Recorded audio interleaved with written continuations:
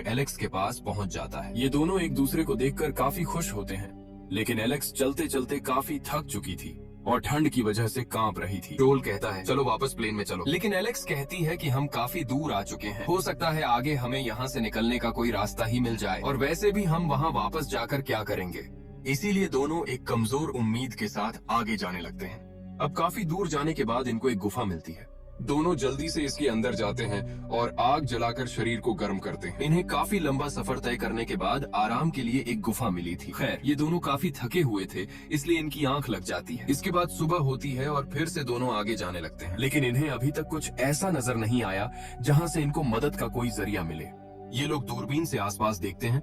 इसी दौरान इन्हें सामने एक चमकती हुई चीज दिखाई देती है, लेकिन वो काफी ज्यादा दूर थी। फिर भी थके हारे उस जगह जाने लगते हैं। अब काफी देर चलने के बाद दोनों उस जगह पहुंच जाते हैं जहां से वो चमक नजर आ रही थी, लेकिन यहाँ आकर देखते हैं कि नीचे एक गहरी खाई और बर्फ पिघली हुई है, लेकिन यहाँ एक पतली सी बर्फ की दीवार भी होती है। टोल कहता है कि अगर हम यहाँ से फिसले तो सीधा नीचे गिरेंगे, और वैसे भी बर्फ से पैर का फिसलना एक आम सी बात है, इसीलिए हमें यहाँ से नहीं जाना चाहिए। टोल कहता है कि हमें वापस उसी गुफा में चले जाना चाहिए, जिस पर एलेक्स गुस्से से कहती है हम वहाँ जाकर आखिर करेंगे क्या, बताओ अपनी मौत का इंतजार। इसी दौरान इन्हें पता लगता है कि वो कुत्ता भी इनके साथ नहीं है, यानी शायद वो इनसे बिछड़ गया। टोल कुत्ते के पंजे के निशानों को देखते हुए इसे ढूंढने जाता है, मगर थोड़ी ही दूर जाने पर टोल को एक घर दिखाई पड़ता है, लेकिन इसके अंदर कोई इंसान नहीं था। अच्छी बात तो ये थी कि इन्हें आराम करने को एक घर मिला। टोल जल्दी से वापस एलेक्स के पास जाने लगता है। एलेक्स जैसे ही इसके पास आने लगती है तभी इसे महसूस होता है कि मैं एक बर्फ की पतली परत पर खड़ी हूँ, जिससे एलेक्स काफी डर गई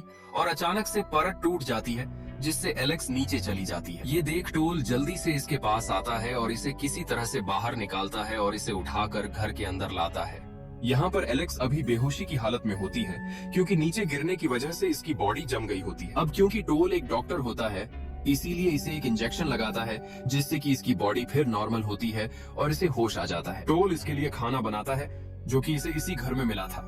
एलेक्स मन ही मन इसे अब पसंद करने लगी थी और सोचती है कि अगर ये एक बुरा आदमी होता तो शायद मुझे उसी हालत में छोड़कर यहाँ से जा सकता था, लेकिन इसने ऐसा नहीं किया, और वैसे भी ये मेरा साथ काफी लंबे समय से दे रहा है। इसने अभी तक मुझे गलत तरीके से छूने की कोशिश भी नहीं की। अब ये दोनों एक साथ इसी घर में 4 से 5 दिन तक रहते हैं। अब एक दिन टोल आग जलाने के लिए बाहर से कुछ लकड़ियां काट रहा था और घर के अंदर एलेक्स फिर से टोल के फोन से टोल की पत्नी की कुछ रिकॉर्डिंग सुन रही होती है, मगर इसी दौरान यहाँ पर टोल आ जाता है और इसे ऐसा करते हुए एलेक्स पर गुस्सा होता है। एलेक्स कहती है कि मैं बस तुम्हारी पत्नी के बारे में जानना चाहती थी। टोल इसे बताता है कि वो 2 साल पहले एक बीमारी के चलते इस दुनिया से जा चुकी है।